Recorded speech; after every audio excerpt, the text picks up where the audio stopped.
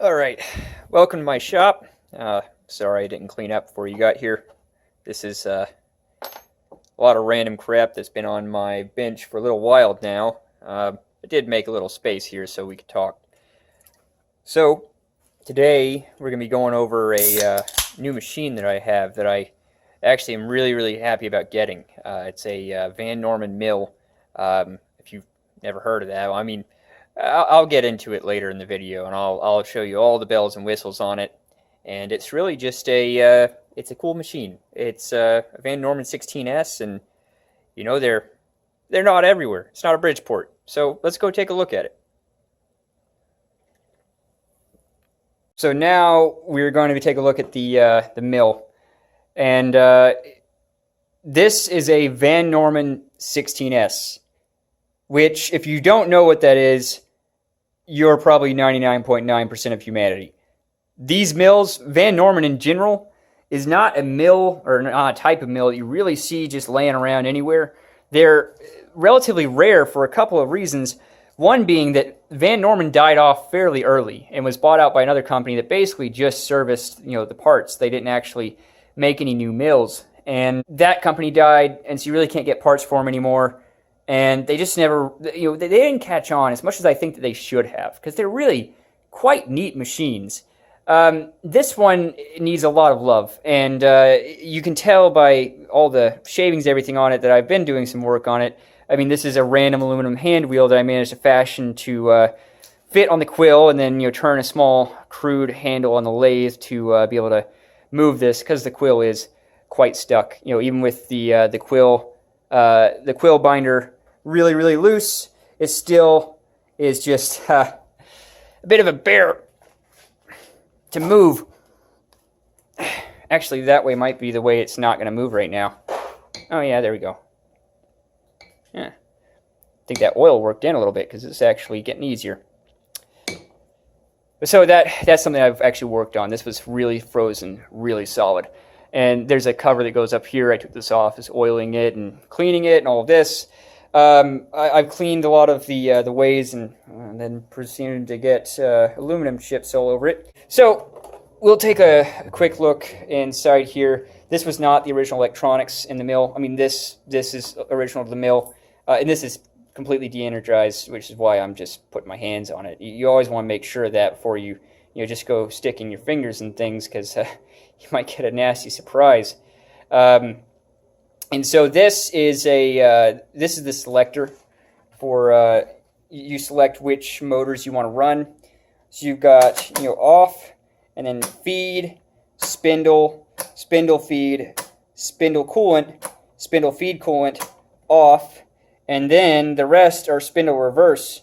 So you've got spindle reverse, and then actually let me see here. No, it's feed and then spindle reverse.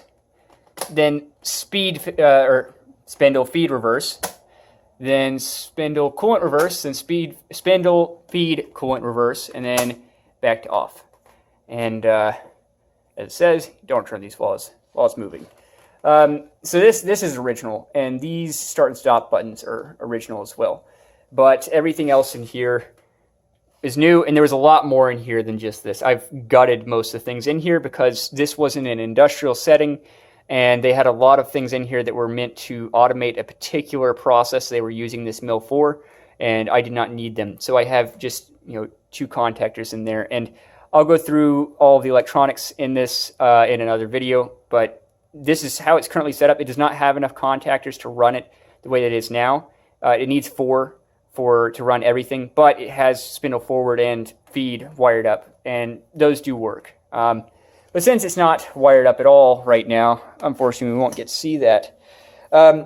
So the state of this is, well, like the lathe, beat to shit. And it came with no hand wheels, like, at all. Like, I don't know if there was just like a run on hand wheels, or they were getting rid of the machines in the factory, and someone's like, oh, I better save those hand wheels, they're going to be worth money one day. I mean, I don't know, but it came with absolutely no hand wheels. And so I've got one here that I got from a guy, and I have a couple more that I've got that might fit. These don't really fit. I could machine like a a bushing to make them fit.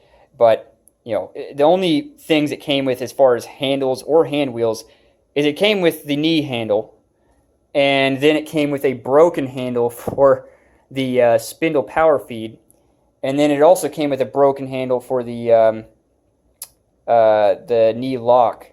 And I think it has a complete handle here for the table lock too. And the table is actually bound up right now. That's something I'm working on right now. It's bound up against. It's not all the way right, but it's pretty far right, and it's stuck.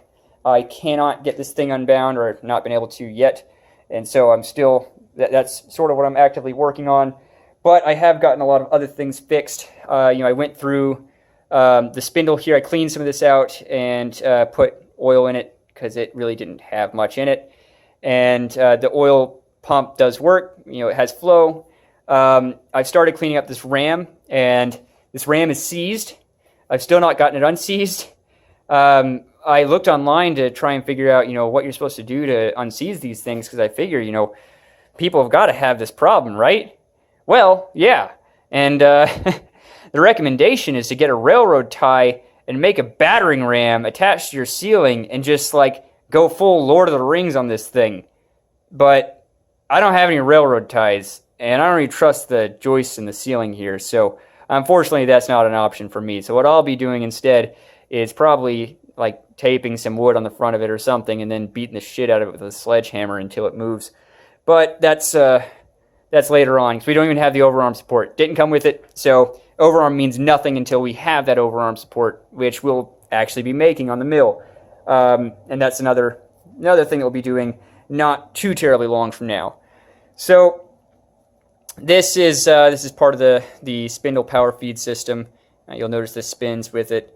That's a selector for left and right hand cutters for the spindle power feed engagement. What's really cool about these mills, though, what's really, really cool, is that this head rotates forwards, and you can rotate it all the way forward for a horizontal milling mode. And that's what the overarm here is for, is you have a support that goes between those, and you can then run it as a horizontal mill, which is cool enough on its own. But you can rotate this and cut, and this is, by the way, the only of the Van Norman series from the 12 to the 14 to the 16 that came with a quill. All the other ones did not have a quill. The 16S is the only one with a quill. They're fairly rare, and I'm really glad that I found one, because having that quill makes it a lot more useful, especially when you can move this head.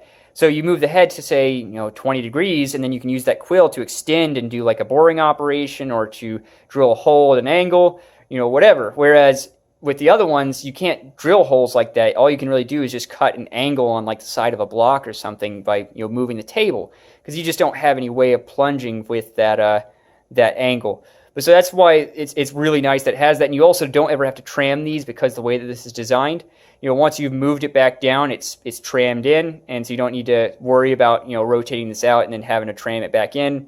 And they're really nice. They're super useful, and like I said, this particular model, I've not seen this on YouTube anywhere. I've also not seen it in person ever, except for this one. And online, I've seen a handful of them in listings that were sold a long time ago, years ago. I have not seen any that are actually active listings. And I got this thing for a song, and so I'm actually pretty happy that I got it. It had a couple of electrical problems I had to work out, but once they were worked out, it worked great. I put a new belt on it and all that. And it runs great. It really runs great. I really like this mill. At least, I haven't really been able to use it yet, but from what I've experienced so far, I do really like it. And it has built-in cooling as well. Over here, inside of this, the Cave of Doom and Despair, we have, you can't see it, but there's a coolant pump right there. And then the whole base here is a sump. And there's a bunch of oil in it, which is fine. We can use that as coolant, and that's what we will do to begin with. That's not been wired up yet, and it's also, I think that's wired for 480. The whole machine was wired for 480. I've changed the spindle, and you can still see the wires hanging out for the power feed. Both those have been rewired for 220. This one is not. And so once this one's rewired for 220, we can hook it up and start seeing where the coolant comes out at. Because I see where it goes back in, which is right here. This is the return. But I've been looking around, and I have not located where the coolant comes out at yet. And I'm thinking maybe this little thing here? No, probably not that. Yeah, I don't know. We're just going to have to give it a shot and see what happens. But yeah, so that'll be interesting to see where it actually pumps that coolant to. But these are really cool mills. I recommend you go and look them up and look up the history of these, the history of the company. There's a lot of interesting things about Van Norman in general, and also this mill in particular, and the series that were like this. The 12s, the 14s, the 16s. You see a lot of 12s around. You also see a couple of 16s. I've not really seen a lot of 14s. I think it's a 14. It might be another number, but the 12 and the 16 I know.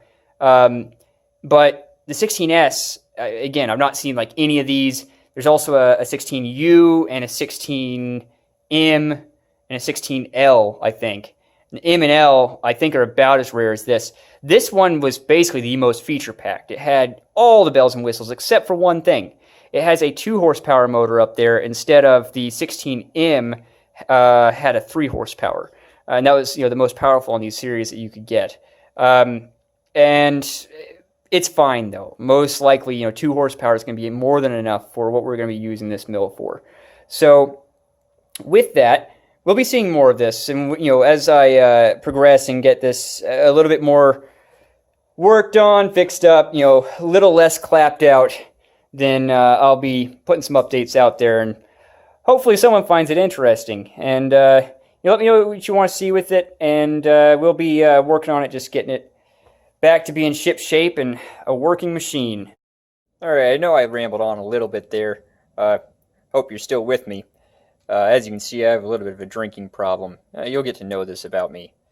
But really, I just hope that you enjoyed the little introduction to the Van Norman. We're going to be seeing a lot of it. And I'm still working on it, getting it, back to running. And once I have it running, I hope to make a lot of cool stuff with it. So, catch you later.